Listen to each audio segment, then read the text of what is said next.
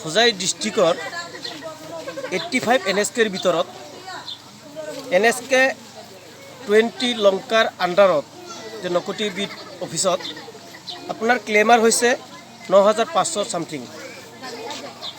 আজি 7/6/2019 তাৰিখলৈকে আজিলৈকে মুঠ 5,319 জনৰ ফিংগাৰপ্ৰিণ্টৰ কাম হৈছে, বায়োমেট্ৰিকৰ কাম হৈছে।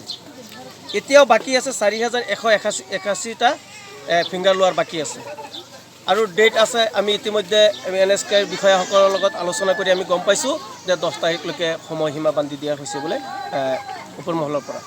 আমাৰ দাবী হৈছে, আমাৰ প্ৰশাসনৰ আমি অনুৰোধ জনাইছোঁ অতি সোনকালে যাতে আমাৰ এই নকুটি NSKত আৰু কম্পিউটাৰৰ ব্যৱস্থা কৰি দিয়ে। আমি জনামতে ইয়াত 2খন কম্পিউটাৰ যদিও আছে, এটা কেতিয়াবা বিকল হৈ যায়।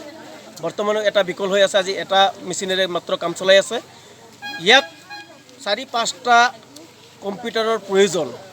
তাত এটা মেচিনেৰে যদি কাম কৰে 9 তাৰিখ নহয় 15 তাৰিখেও এইখিনি মানুহৰ কাম সম্পূৰ্ণ হৈ নুঠিব।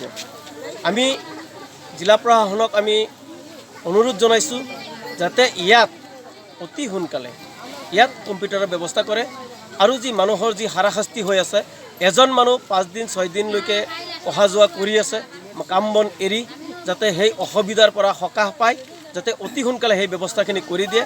মানুহখিনি বায়োমেট্ৰিক দিবলৈ প্ৰস্তুত, প্ৰত্যেকজন মানুহ, আৰু এই মানুহখিনি যাতে শান্তিপূৰ্ণভাৱে মানে এই বস্তু ফিংগাৰপ্ৰিণ্ট দিব পাৰে, বায়োমেট্ৰিক দিব পাৰে, তাৰ ব্যৱস্থা প্ৰশাসনে অতি সোনকালে কৰক বুলি আমি অনুৰোধ জনাইছোঁ।